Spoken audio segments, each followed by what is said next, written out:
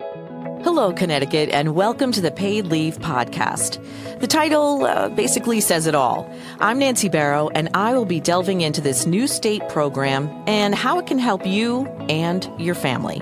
This podcast will give you information you should know about Connecticut paid leave and maybe just a little bit more. Connecticut paid leave brings peace of mind to your home, family, and workplace. Welcome to the Paid Leave Podcast. It's February, American Heart Month, and it's a time when the nation spotlights heart disease, the number one killer of Americans. And during Heart Month, the AHA and other organizations reinforce the importance of heart health and the need for more research and efforts to ensure that millions of people live longer and healthier. President Lyndon B. Johnson, among the millions of people in the country who've actually had a heart attack, issued the first proclamation in 1964, and since then, U.S. presidents have annually declared February American Heart Month. With that reference to politics, it leads me to my guest, who's a Connecticut politician, Representative Corey Paris from the 145th District, which includes Stamford. And he's been involved in politics for like a decade and was elected in a special election in April of 2021. State Rep Paris has had a serious health condition known as TIA, which stands for transient ischemic attacks, known as mini strokes.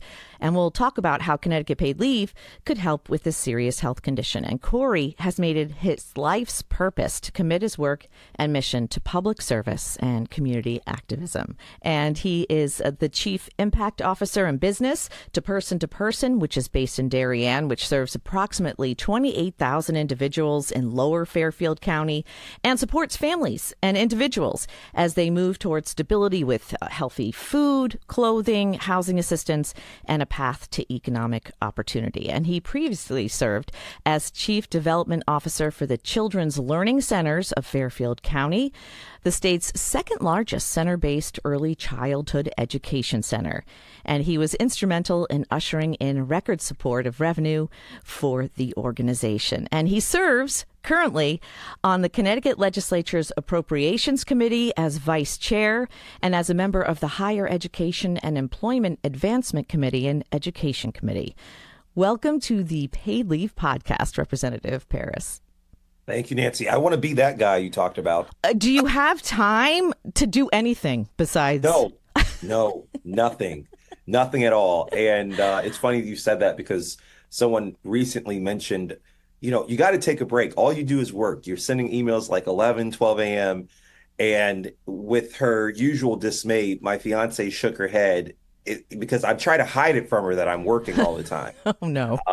So, no, I don't get any time to do anything else. But I'm glad that whatever it is that I am doing is creating some kind of impact for folks. Which is amazing. And let me just say, you look really healthy. And how are you feeling now? I'm feeling better. That's a great question. I appreciate that so very much. I've spent the last few weeks in convalescence.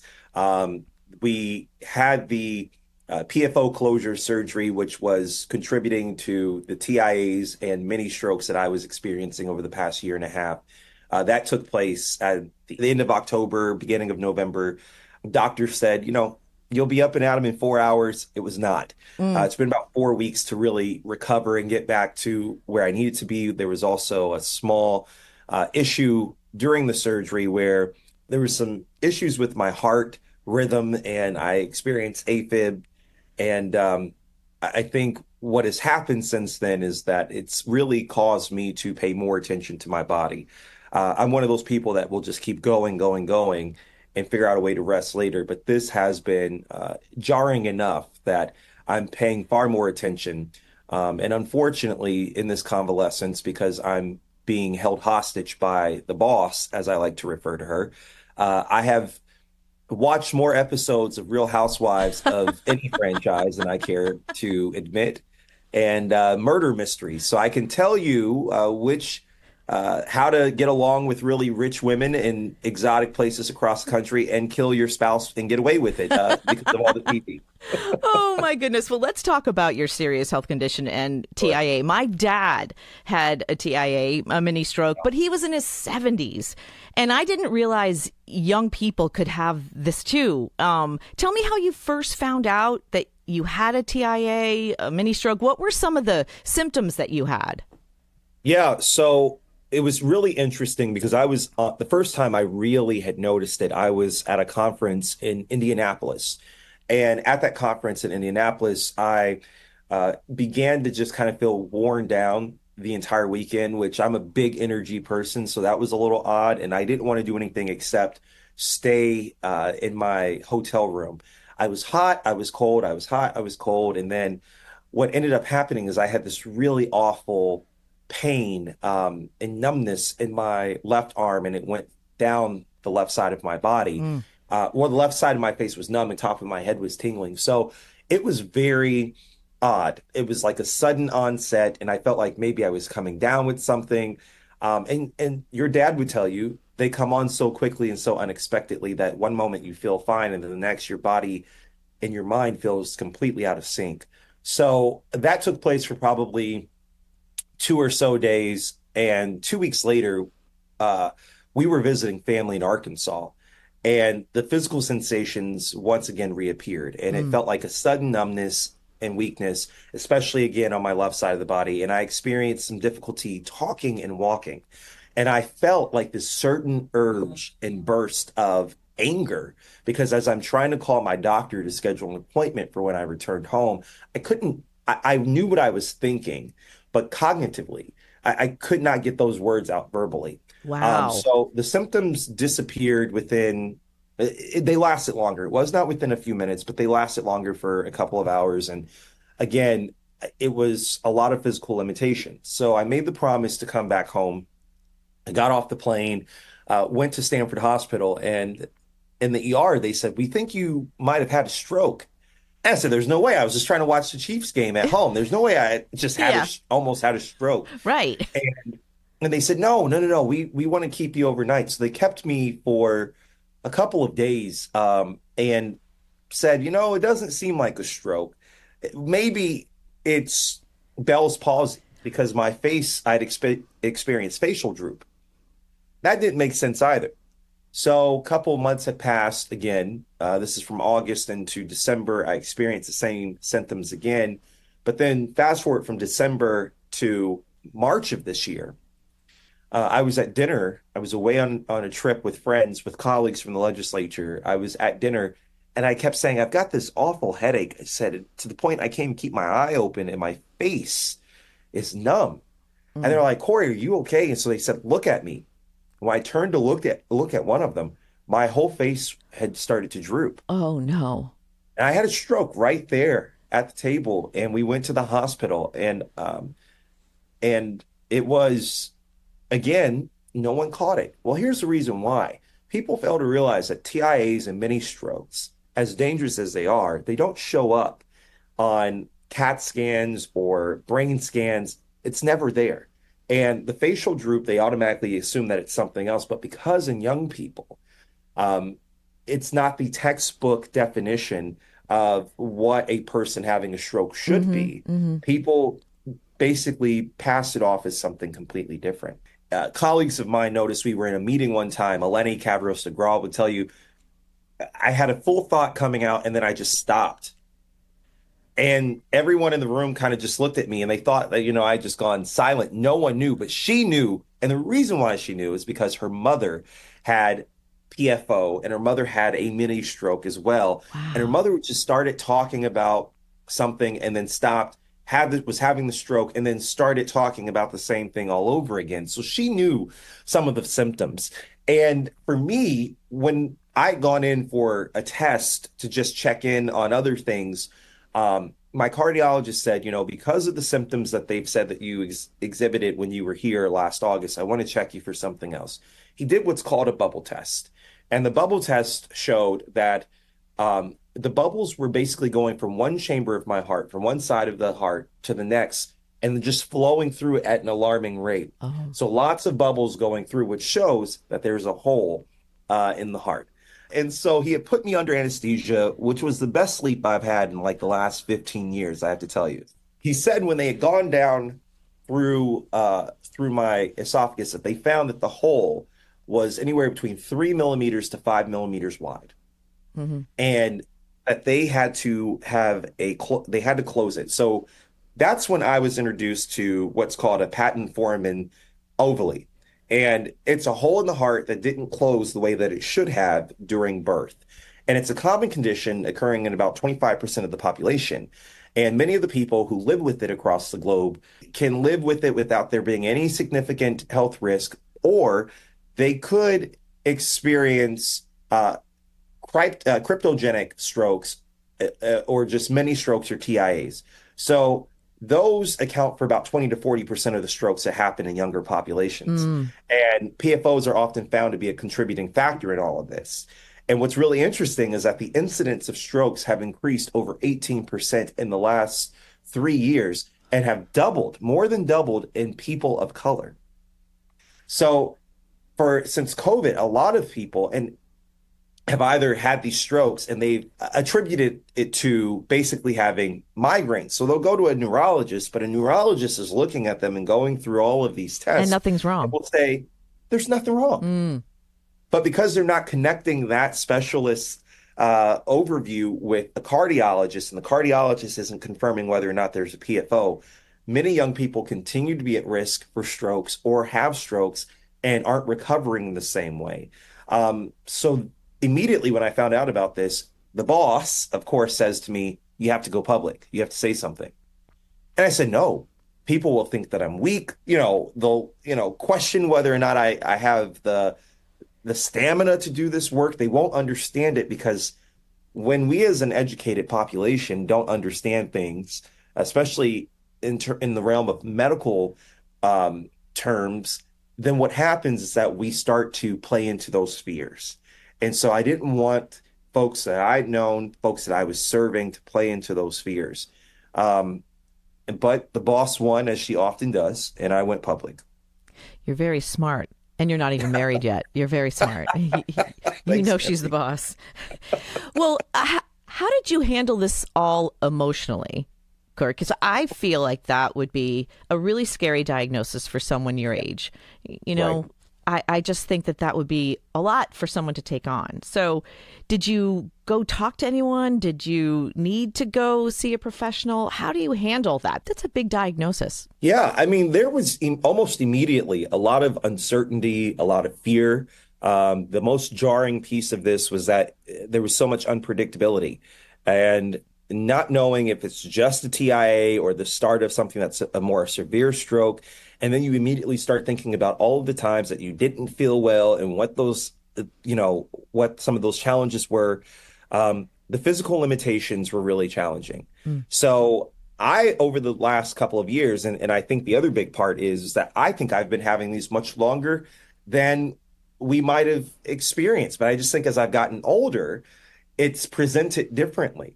And for a very long time, we thought that there was something more serious in terms of a neurological autoimmune disease that I had been struggling with, because there were times where it's very difficult for me to get out of bed. It's very hard for me to get words to come out of my mouth. I sometimes had to walk with the aid of a cane for support. Even though the effects weren't permanent, they were a reminder of how fragile health could be. And many things could set it off. Stress, weather, the Chiefs losing, coming very close to losing a Super Bowl. These are all things that were taking a physical toll, but the mental toll, which was so much more challenging, because oftentimes, and this is something that's really bothering me, so many Americans, so many of our friends and family members, us including, we deal with the gaslighting behaviors of the medical community. And so to say, you're not feeling this, or you're wrong about what you're feeling, or we don't see something, and basically you're casted into, the system of, looking crazy, and then you feel crazy. Well, that further contributes to the downfall of your health, of health equity and your health sustainability. So I felt that as well. But I am ever so more determined, as always, to overcome whatever it is that I'm experiencing, because through adversity comes power to be influential to others who might have lost hope as well. And I will tell you that, even as I sat down with the surgeon who was going to be performing the surgery, he said to me, well, your insurance may not cover this. And that happens with a lot of patients. never asked me what my insurance was, never asked me if I had insurance. He didn't even know who I was. And the thing that was really alarming to me is that I didn't feel right about this Hmm. because my cardiologist had said you should stay in the hospital overnight. It's going to take you some time. You've got to rest. This guy saying, it'll take you 4 hours. You'll be up and out of here. Your insurance may not cover it. It'll be a few months before you even have it. And you've lived with it your whole life, so you'll be fine. Right. So, as an advocate for myself, I called because I have the power and the influence to do so. I called some of our state elected officials and I told them, this is concerning to me. We need to fix this. I need this, can you tell me if this is going to be approved? My insurance company approved it in 2 hours. Yeah. The doctor didn't do what he was supposed to do, and it took him 2 weeks to approve it.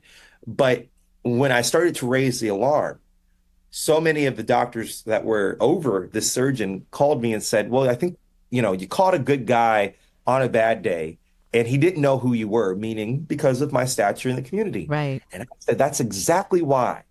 That's even worse. That it takes me to have to be someone with a title in front of my name in order to get my life saved. In the following week, Nancy, I kid you not, true story. Colleague of mine, Senator C.C. Mara, received an email from a young woman who was 31 years old with 3 children, had just been diagnosed with cancer. And she had a PFO, had been experiencing strokes as well.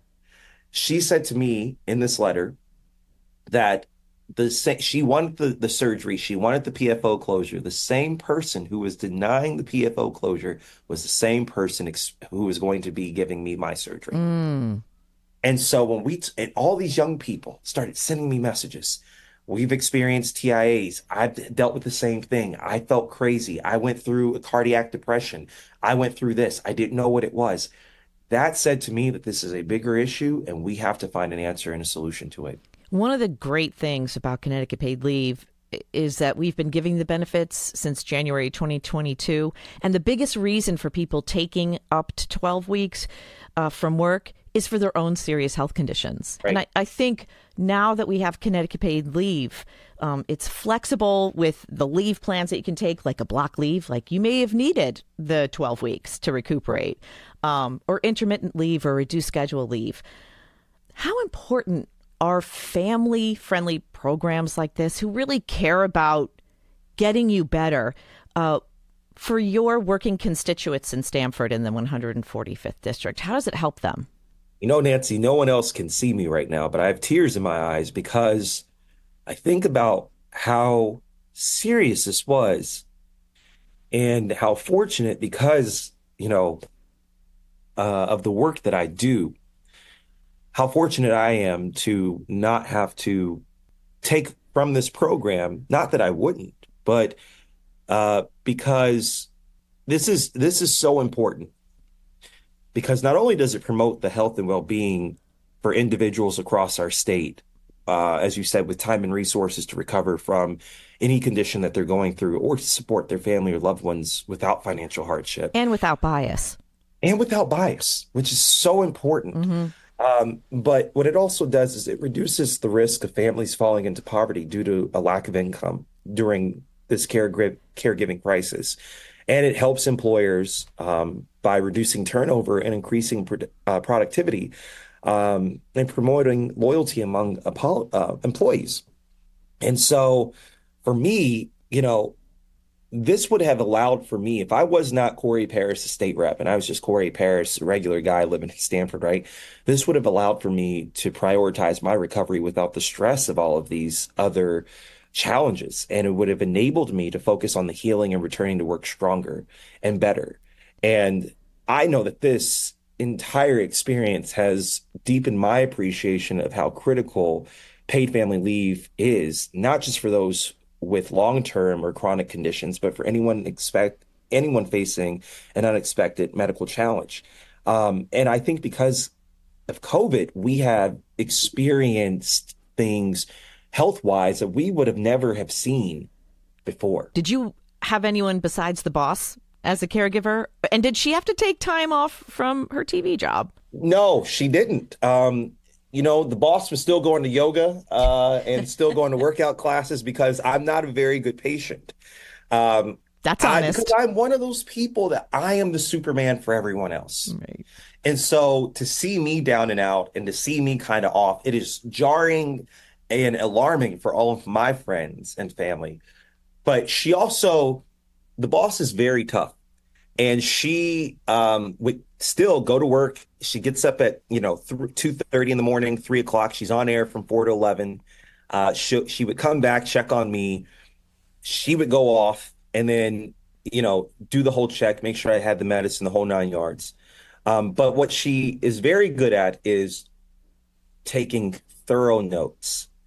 And whereas I forget things when advocating for myself, she's got a whole notepad of everything and she'll send it to my doctors. But I think for her, what was super important was that her grandmother, she experienced the same thing with her grandmother. She had spoken to her grandmother only hours before her grandmother had passed away. Hmm. And she kept telling her grandmother to go to the doctor. Now she's experiencing this with my grandmother. Now she's experiencing it with me. So I think other people have to realize that our caretakers are bearing the brunt far more than anyone else. Because if one thing goes wrong, the fear of uncertainty becomes our reality. And that reality is alarming because we're not going to be around.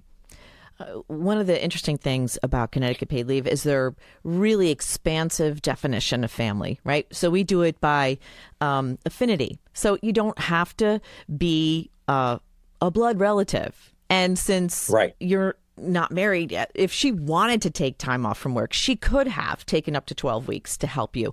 And it could be a neighbor who's like a family member who wanted to take care of you too. I think that's I'm one of those people, Nancy, that has a lot of friends who are chosen family. Right, exactly. I just don't know which one I could deal with for 12 weeks. I'll tell you that. Well, it could be reduced schedule. You don't have to have them around all day. Yeah, exactly. Let me kind of shift gears for a second.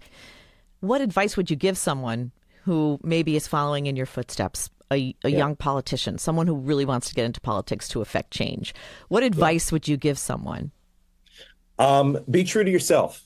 And I think that's the hardest part for me, having gone into public office. We talk about some of the health challenges that obviously I felt. And I think the reason why I felt I was so reticent to go public with it was because I'm young. Not only am I young, but I'm also a person of color. I'm not a native to our state. And I'm different. Nutmeggers at times, their disposition is very calm and chill. Let's win. Let's have a lot of energy. Let's put our all into everything, right? That's just how I grew up. What's really important to me is I look back to the Great Society, and you had invoked Lyndon Johnson at the beginning of the segment, Nancy. And I think one thing that Lyndon Johnson did was that he made government a force for good for people. And so I think back to all the great things that he did around housing, around education, Head Start, Medicaid, Medicare. We are in a space and time, and with the uncertainty of what this economy will look like 4 years from now, we're in a space and time right now where we, even in the wealthiest state of one of the wealthiest states in the union, we have to put anti-poverty laws because the disparities are growing further and further, greater and greater. Many young people who are making way more money than their parents have ever made, well over six figures, are still living paycheck to paycheck. Childcare is inaccessible and unaffordable for families.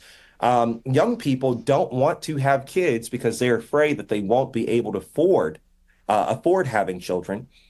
And we have a crisis where, in my district alone, which is one of the most densely concentrated districts in the state, but then also, it's got some of the more income restrained parts of Stanford here, and it's got the wealthiest parts of the state here. I looked last night on Zillow to prove a point. There was a house in my district with 5 bedrooms that was renting, not for sale, renting for $15,000 a month. And even a 2-story, a multifamily home is almost $700,000. So when we talk about this, my focus is anything that is anti-poverty, because I chose Connecticut because I saw the promise in Connecticut, and it's lived up to that promise for me. But I want to make sure that every young person, every aging person regardless of where they come from, of what they look like, of what they believe, has the opportunity to acquire that Connecticut promise for them too. Yeah, I think that's really super important. What would you like people to take away from this podcast on American Heart Month? Well, just when you think you don't have a heart, go to your cardiologist and check to see if you have a PFO. You might be, you might be shocked. No, but seriously, I think there are three things. First being, even if you think that it's not important to go to a specialist, go to a specialist because you'll find out more about yourself than you probably knew before. And it's safer than to be sorry.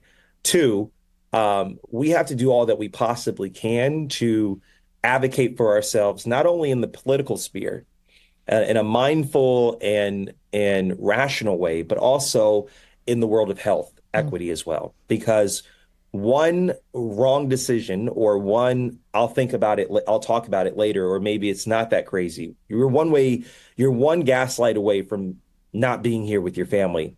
And lastly, I think the biggest takeaway as people are listening to this is that whether you are a bleeding heart liberal or a bleeding heart conservative, just have a bleeding heart for people.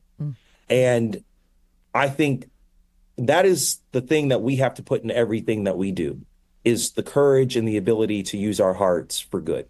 And so I hope that this month and every month would be Heart Awareness Month, because it's really what's going to keep our world a better place.